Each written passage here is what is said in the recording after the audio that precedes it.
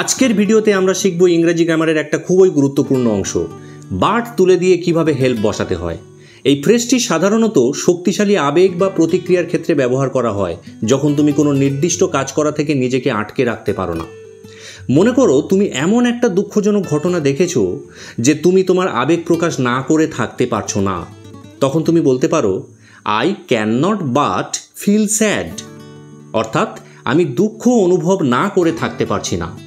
এখন আমাদের এই সেন্টেন্স থেকে বাট তুলে দিয়ে হেল্প বসাতে হবে এবং ঠিক তার পরের ভার্বের সাথে আইএনজি যোগ করতে হবে। তাহলে উত্তরটি হবে I cannot help feeling sad. আরও একটা এক্সাম্পল দেখে নেওয়া যাক। She saw the accident and cannot but scream. Help ব্যবহার করলে বাক্যটির গঠন হবে এইরকম, she saw the accident and cannot help screaming. এবার নিচের প্রশ্নগুলি তোমরা নিজেরাই সলভ করো এবং উত্তর কমেন্ট বক্সে জানিও। আশা করি আজকের লেসন তোমাদের ভালো লেগেছে।